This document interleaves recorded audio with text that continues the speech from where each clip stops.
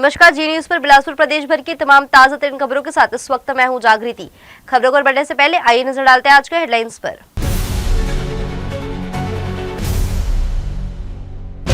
नितिन नवीन बने भाजपा के 12वें राष्ट्रीय अध्यक्ष। 45 वर्ष में रचा इतिहास। पीएम मोदी बोले, सबसे बड़ा गर्व भाजपा का कार्यकर्ता होना। बगिया एमसीएडी योजना का अध्ययन पूरा। मध्य प्रदेश से लौटे कृषक अधिकारी। 13 गाँव के आधुनिक सिंचाई का मिलेगा लाभ। जय स्तंभ तोड़फोड़ से सतनामी समाज में आक्रोश। दोषियों की शीघ्र गिरफ्तारी की मांग। 15 दिन में कार्रवाई नहीं हुई तो आंदोलन की चेतावनी। रतनपुर में राजनीतिक दबाव में होम स्टे सील। तहसीलदार पर रिश्वत मांगने का आरोप। पीड़ित ने दी आमरण अनशन की चेतावनी।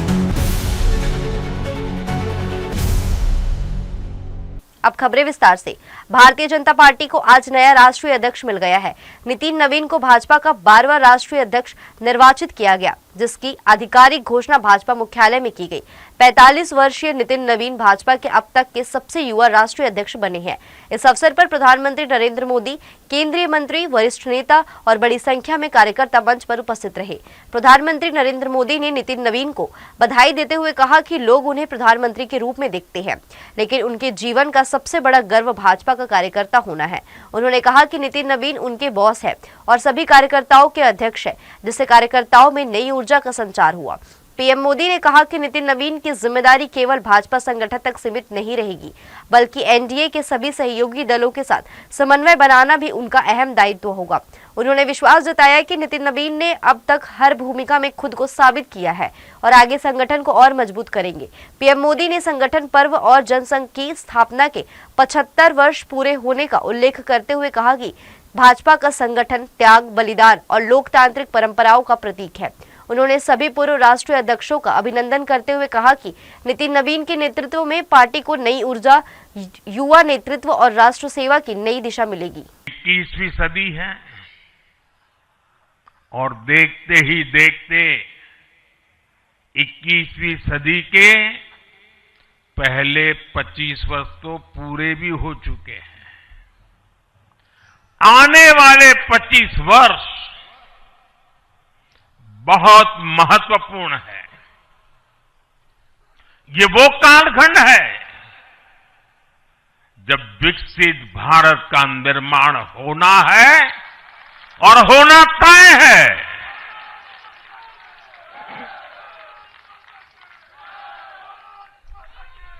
इस महत्वपूर्ण कालखंड की शुरुआत में हमारे माननीय नितिन नवीन जी बीजेपी की विरासत को आगे बढ़ाएंगे। मैं आजकल के युवाओं की भाषा में कहूं तो नितिन जी खुद भी एक प्रकार से मिलेनियल है। वो उस जनरेशन से हैं जिसने भारत में बड़े आर्थिक, सामाजिक और टेक्नोलॉजिकल परिवर्तन होते देखे हैं। वो उस जनरेशन से हैं जिसने बचपन में रेडियो से सूचनाएं पाई और आज एआई के भी एक्टिव यूजर है। पूर्व विधानसभा अध्यक्ष धर्मलाल कौशिक ने नितिन नवीन को भाजपा के राष्ट्रीय अध्यक्ष के रूप में बनाए जाने पर बधाई एवं शुभकामनाएं दी है। इस अवसर पर उन्होंने कहा कि नवीन की अटूट निष्ठा, समर्पण, कार्यकुशलता और व्यापक अनुभव से निश्चित ही संगठन को नई ऊर्जा मिलेगी। उन्होंने कहा कि नितिन नवीन ने भाजपा युवा मोर्चा के राष्ट्रीय महासचिव और बिहार में प्रदेश युवा मोर्चा के प्रदेश अध्यक्ष के साथ छत्तीसगढ़ के प्रदेश प्रभारी के रूप में संगठन के हर दायित्व को पूरी निष्ठा और सफलता से निभाया है। निश्चित ही उनके जनता के बीच लंबे समय से कार्य करने का अनुभव संगठन को मिलेगा। उन्होंने कहा कि उनका संगठनात्मक अनुभव, कार्यकुशलता एवं समर्पण पार्टी को राष्ट्रीय स्तर पर और अधिक सशक्त बनाएगा। वे विश्व की सबसे बड़ी संगठन पार्टी को गति प्रदान करते हुए राष्ट्र सेवा के संकल्प को और अधिक मजबूत करेंगे। शहर में चल रही प्रमुख नगर निगम परियोजनाओं की प्रगति का जायजा लेने के लिए नवनिर्मित हो रहे अटल परिसर, बृहस्पति बाजार एवं शनिचरी मछली मार्केट का निरीक्षण किया गया। इस दौरान महापौर पूजा विधानी के साथ नगर निगम आयुक्त प्रकाश कुमार सर्वे, अपर आयुक्त खजांची कुमार, संबंधित विभागीय अधिकारी और बाजार के व्यापारी जन मौजूद रहे। निरीक्षण के दौरान नगर निगम द्वारा प्रस्तावित आगामी परियोजनाओं पर विस्तार से चर्चा की गई, जिसमें अधिकारियों ने बताया कि शहर के बृहस्पति बाजार को सुव्यवस्थित और आधुनिक स्वरूप देने के उद्देश्य से उसे नवीन परिसर में विकसित किया जाएगा तथा आने वाले दिनों में बृहस्पति बाजार को शनिचरी बाजार रोड पर स्थानांतरित करने की योजना है। इस संबंध में व्यापारियों से संवाद कर उनकी समस्याओं, सुझाव और आवश्यकताओं को सुना गया तथा आपसी सहमति से रूपरेखा तैयार करने पर जोर दिया गया। महापौर पूजा विधानी ने कहा कि नगर निगम का उद्देश्य केवल बाजारों का स्थानांतरण नहीं बल्कि व्यापारियों और आम नागरिकों को बेहतर सुविधा उपलब्ध कराना है, जिसके तहत नए परिसर में स्वच्छता, पार्किंग, सुरक्षा और व्यवस्थित दुकान व्यवस्था पर विशेष ध्यान दिया जाएगा। वहीं अधिकारियों को निर्देश दिए गए कि अटल परिसर के साथ साथ प्रस्तावित बाजार को भी व्यवस्थित ढंग से विकसित किया जाए ताकि यातायात व्यवस्था सुचारू रहे और शहर की सुंदरता में वृद्धि हो। निरीक्षण के दौरान स्थल के तकनीकी और व्यवस्थागत पहलुओं पर भी चर्चा की गई और संबंधित अधिकारियों को समयबद्ध कार्य योजना तैयार करने के निर्देश दिए गए। नगर निगम का मानना है कि इन परियोजनाओं के पूर्ण होने से शहर के व्यापारिक ढांचे को मजबूती मिलेगी और नागरिकों को बेहतर बाजार सुविधाएं उपलब्ध होंगी। निगम कमिश्नर प्रकाश कुमार सर्वे ने साप्ताहिक समीक्षा बैठक में सभी जोन कमिश्नर और जल विभाग के अधिकारियों को ग्रीष्म ऋतु के पूर्व पेयजल की व्यवस्था दुरुस्त करने के निर्देश दिए ताकि संभावित पेयजल की समस्या को दूर किया जा सके। इसके अलावा सप्लाई किए जा रहे पानी की लैब टेस्टिंग लगातार करने के निर्देश दिए गए। किसी भी सूरत में जल की गुणवत्ता में कमी न आए, पाइपलाइन की लगातार मॉनिटरिंग के भी निर्देश दिए गए। लीकेज मिलने या अन्य समस्या आने पर उसे तत्काल ठीक कराए। नगर निगम कमिश्नर प्रकाश कुमार सर्वे ने विकास भवन के दृष्टि सभाकक्ष में साप्ताहिक समीक्षा बैठक लेकर निगम के कार्यों एवं योजनाओं की समीक्षा की। बैठक में निगम कमिश्नर ने कहा कि ग्रीष्म ऋतु के पूर्व पेयजल संबंधित सभी आवश्यक तैयारियां कर ली। जिन क्षेत्रों में बोर के जरिए जल आपूर्ति की जाती है वहां सभी मोटर पंप का भौतिक सत्यापन कर ले और आवश्यकता अनुसार मरम्मत या रिप्लेस कराए। पानी टैंकर की भी आवश्यकता अनुसार मरम्मत कराएं। बिलासपुर से बड़ी खबर। जशपुर जिले की मैनी नदी पर प्रस्तावित बगिया MCAD दाबित उद्वहन सिंचाई योजना के अध्ययन हेतु मध्य प्रदेश गया छत्तीसगढ़ का कृषक एवं अधिकारी दल प्रशिक्षण लेकर वापस लौट आया है। 16 से 20 जनवरी तक चले इस अध्ययन दौरे के बाद मंगलवार को दल बिलासपुर इंदौर ट्रेन से बिलासपुर पहुंचा, जहां उसलापुर रेलवे स्टेशन पर किसानों का स्वागत किया गया। किसानों ने अध्ययन को खेती किसानी के लिए बेहद उपयोगी बताया है। भारत सरकार के जल शक्ति मंत्रालय द्वारा प्रधानमंत्री नरेंद्र मोदी के निर्देश पर अप्रैल 2025 में शुरू किए गए modernization of command area development MCAD कार्यक्रम के तहत जशपुर जिले के पत्थलगांव विधानसभा क्षेत्र के कांसाबेल विकासखंड स्थित ग्राम बगिया क्लस्टर को 19 सितंबर को 95.79 करोड़ रुपए की स्वीकृति मिली है। इस परियोजना के माध्यम से बगिया सहित 13 ग्रामों में 9,866 हेक्टेयर क्षेत्र में खरीफ और रबी फसलों के लिए आधुनिक सिंचाई सुविधा उपलब्ध कराई जाएगी। योजना का निर्माण कार्य 30 सितंबर तक पूर्ण करने का लक्ष्य है, जिसके बाद 5 वर्षों तक संचालन एवं संधारण किया जाएगा। जो मोहनपुरा डैम और कुंडलिया डैम के माध्यम से परियोजना को लागू किया गया है, जिसमें सिंचाई के लिए बहुत ही अच्छा वहाँ पे योजना को चालू किया गया है।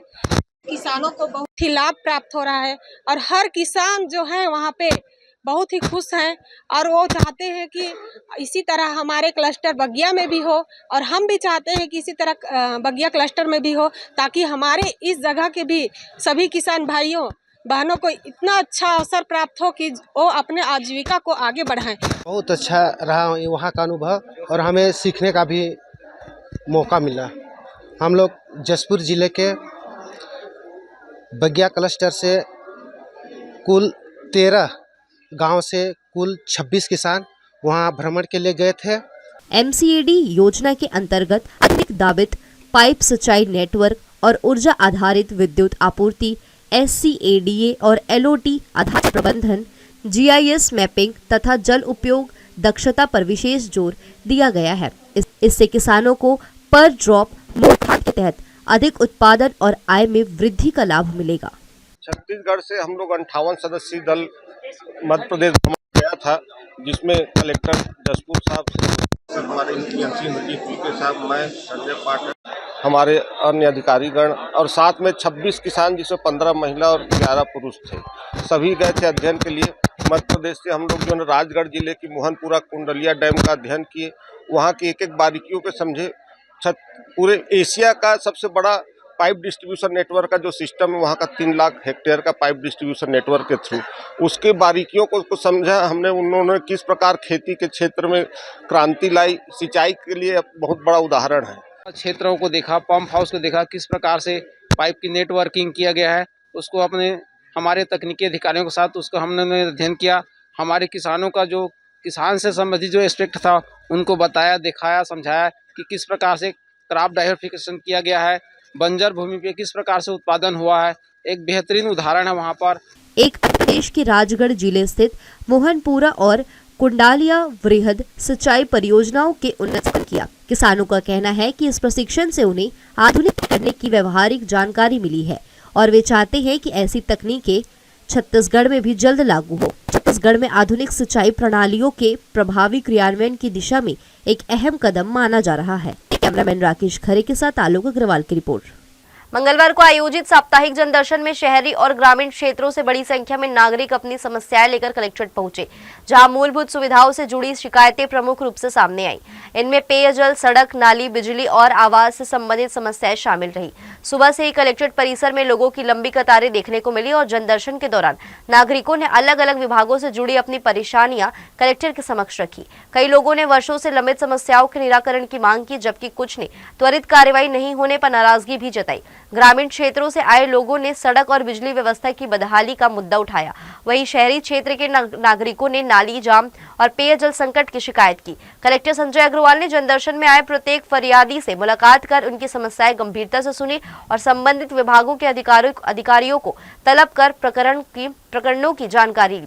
कई मामलों में मौके पर ही निराकरण के निर्देश दिए गए। कलेक्टर ने स्पष्ट कहा कि जन समस्याओं के समाधान में किसी भी प्रकार की लापरवाही बर्दाश्त नहीं की जाएगी और अधिकारियों को समय सीमा में समस्याओं के निराकरण के निर्देश देते हुए कहा कि जनता की अपेक्षाओं पर खड़ा उतरना प्रशासन की प्राथमिक जिम्मेदारी है। ग्राम पंचायत दर्रा भाठा में पंचायत चुनाव में विशेष रूप से बहुत ज़्यादा मात्रा में मकान टैक्स पर धांधली, रोजगार सहायक, सचिव एवं पंचायत ऑपरेटर ये तीनों मिल करके तो पंचायत में यहाँ कलेक्टर ऑफिस के जनदर्शन में हम लोग दिए थे और उसका जांच के लिए प्रतिवेदन भी दिया गया था कलेक्टर ऑफिस से सीओ ऑफिस में, मगर सीओ साहब जांच में किसी प्रकार का नहीं किया गया और सही 11,800 रुपये। लोगों की जो जिनाइन समस्याएं हैं उसको लेकर के आते हैं। कई बार कुछ समस्याएं ऐसी होती हैं जो नियम में नहीं होती हैं, लेकिन लोगों को लगता है कि जाने से शायद इसका समाधान हो जाएगा।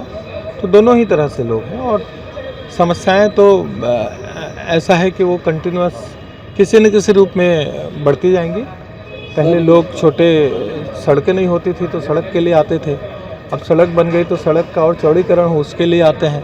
पहले नालियों की डिमांड गांव में नहीं होती थी, अब नालियों की डिमांड होती है।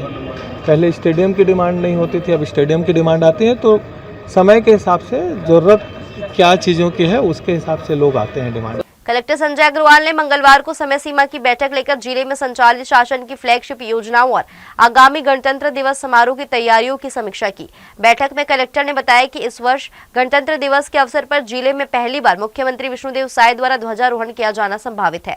उन्होंने अधिकारियों को निर्देश दिए कि समारोह को गरिमामय, सुव्यवस्थित और भव्य रूप में आयोजित किया जाए तथा सभी विभाग आपसी समन्वय से कार्य करें। बैठक में कलेक्टर ने गणतंत्र दिवस पर जिले के विकास कार्यों और शासन के जन कल्याणकारी योजनाओं पर आधारित आकर्षण झांकियां तैयार करने के निर्देश दिए। साथ ही स्कूली बच्चों द्वारा प्रस्तुत सांस्कृतिक कार्यक्रमों की गुणवत्ता पर विशेष ध्यान देने और सभी तैयारियां समयबद्ध रूप से पूर्ण करने को कहा। कलेक्टर ने बताया कि 19 जनवरी से वंदे मातरम अभियान का द्वितीय चरण शुरू हो रहा है, जिसके तहत विभिन्न राष्ट्रभक्ति कार्यक्रम आयोजित किए जाएंगे और गणतंत्र दिवस के दिन पुलिस परेड ग्राउंड में सामूहिक वंदे मातरम गायन किया जाएगा। इसके अलावा कलेक्टर ने चावल उत्सव का आयोजन सुनिश्चित करने और प्रधानमंत्री किसान सम्मान निधि योजना के अंतर्गत पात्र किसानों को समय पर लाभ दिलाने के निर्देश भी दिए।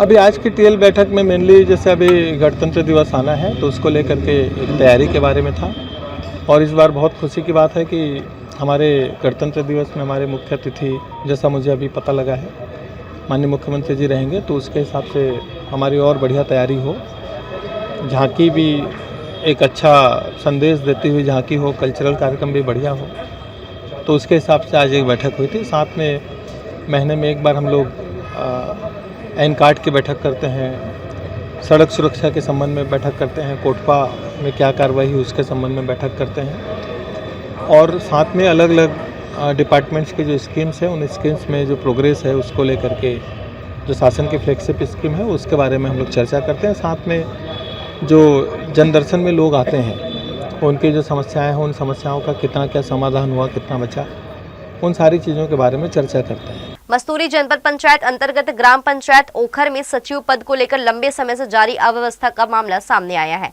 ग्राम पंचायत द्वारा कलेक्टर को सौंपे गए आवेदन में बताया गया कि बीते करीब 5 माह से पंचायत में नियमित सचिव की पदस्थापना नहीं होने के कारण शासकीय कार्य प्रभावित हो रहे हैं और ग्रामीणों को भारी परेशानियों का सामना करना पड़ रहा है। आवेदन में उल्लेख किया गया है कि पूर्व में सचिव बदले जाने के बाद अस्थायी रूप से कार्यभार सौंपा गया था, लेकिन स्थायी सचिव की नियुक्ति नहीं हो सकी।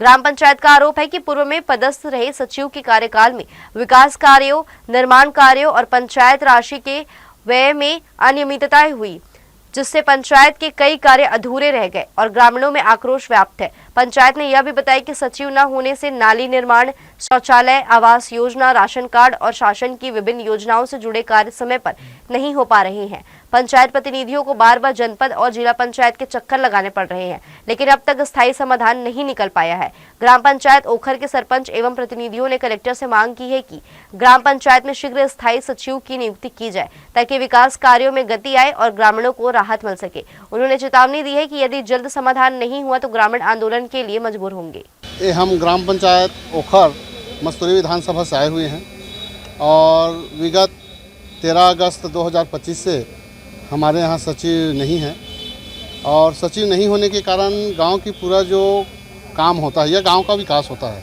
वो पूरा रुका पड़ा है। इसके पूर्व में हमारे द्वारा 3-4 बार जिला सीओ सर, जनपद सीओ सर से आवेदन दे करके कलेक्टर 7 तारीख जनवरी में कलेक्टर सर को भी आवेदन दिए गए थे, जो वर्तमान तिथि तक अभी तक के हमारे यहाँ क्या बोलते हैं अधिकारी? बस 2 दिन में हो जाएगा, हो रहा है ऐसे बोल के आज 5 माह गुजर। बुधवारी बाजार व्यापारी संघ के प्रथम अध्यक्ष स्वर्गीय चंद्र प्रकाश छाबड़ा की प्रथम पुण्यतिथि पर सेवा और श्रद्धा का अनूठा संगम देखने को मिला। इस अवसर पर बुधवारी बाजार में निःशुल्क स्वास्थ्य परीक्षण, नेत्र जांच एवं निःशुल्क चश्मा वितरण कार्यक्रम आयोजित कर उन्हें भावभीनी श्रद्धांजलि अर्पित की गई। कार्यक्रम का आयोजन वर्तमान अध्यक्ष नितिन छाबड़ा के नेतृत्व में व्यापारी संघ द्वारा किया गया। इस दौरान स्वर्गीय चंद्र प्रकाश छाबड़ा के समाज हित और व्यापारी हित में किए गए कार्यों को याद किया गया। स्वास्थ्य शिविर में आंखों की जांच, बीपी, शुगर, थायराइड सहित अन्य आवश्यक जांच पूरी तरह निःशुल्क की गई, जिसमें बड़ी संख्या में व्यापारियों और नागरिकों ने लाभ लिया। कार्यक्रम में मुख्य अतिथि के रूप में पूर्व मंत्री एवं बिलासपुर नगर विधायक अमर अग्रवाल उपस्थित रहे। उन्होंने कहा कि चंद्र प्रकाश छाबड़ा एक संघर्षशील, मिलनसार और सहयोगी व्यक्तित्व के धनी थे। उन्होंने जीवन भर समाज और व्यापारियों के हित के लिए काम किया। उन्होंने कहा कि दिल्ली में भी वे बुधवारी बाजार व्यापारी संघ की समस्याओं के समाधान के लिए गए थे। वहीं उनका स्वास्थ्य बिगड़ा और उनका अंतिम समय भी समाज सेवा को समर्पित रहा। हमारे साथी रहे चंद्र छाबड़ा जी की पुण्यतिथि के अवसर पर स्वास्थ्य सेवा का आयोजन बुधवारी बाजार व्यावसायिक संघ ने किया। वास्तव में चंद्र छाबड़ा जी एक बहुत ही कर्मठ, संघर्षशील, मिलनसार, सहयोगी और दृढ़ इच्छा शक्ति के व्यक्तित्व के धनी रहे और मेरा लंबा उनके साथ रहा। मैंने पार्टी कार्यकर्ता के रूप में, एक व्यावसायिक संघ के अध्यक्ष के रूप में, सामाजिक संस्थाओं के पदाधिकारी के रूप में उनकी कर्मठता को देखा है और बिरले लोग होते हैं जो अपने इन सारे दायित्वों का निर्वहन करते हैं। वर्तमान अध्यक्ष नितिन छाबड़ा ने अपने भावुक उद्बोधन में कहा कि यह उनके पूज्य पिता की प्रथम पुण्यतिथि है। उन्होंने ईश्वर से प्रार्थना की कि उनका आशीर्वाद और मार्गदर्शन सदैव परिवार, व्यापारी संघ और समाज पर बना रहे। उन्होंने बताया कि इस अवसर पर सेवा दिवस के रूप में स्वास्थ्य शिविर लगाया गया, जिसमें अपोलो अस्पताल की टीम द्वारा निःशुल्क जांच और चश्मा वितरण किया जा रहा है। आज मेरे पूज्य पिताजी की प्रथम पुण्यतिथि है। सबसे पहले उनको सादर प्रणाम करता हूँ, सत नमन करता हूँ।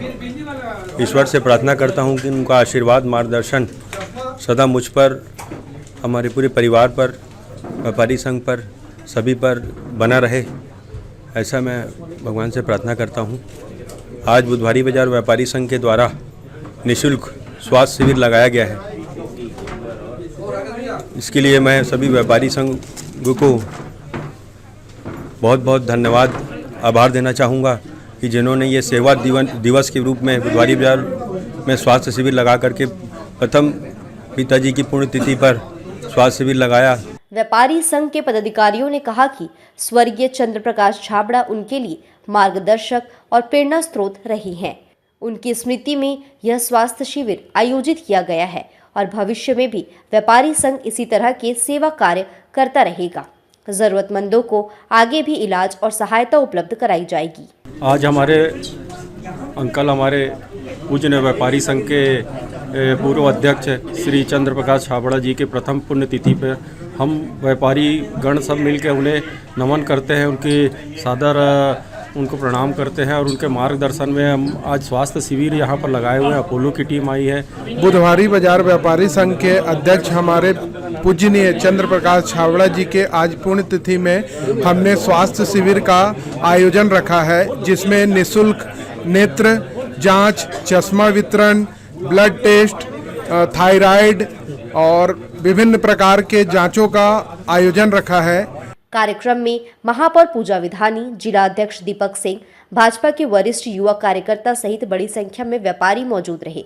सभी ने एक स्वर में कहा कि चंद्र प्रकाश छाबड़ा की स्मृति को सेवा कार्यों के माध्यम से जीवित रखा जाएगा। यह आयोजन न सिर्फ श्रद्धांजलि था, बल्कि समाज के प्रति उनके सेवा भाव को आगे बढ़ाने का संकल्प भी। जी न्यूज़ के लिए कैमरामैन गोपाल मौर्य के साथ मोहम्मद नासिर की रिपोर्ट। बुलेटिन में खबरें अभी और भी है, वक्त तो चले छोटे से ब्रेक का। हम लौटेंगे जल्दी छोटे से ब्रेक के बाद।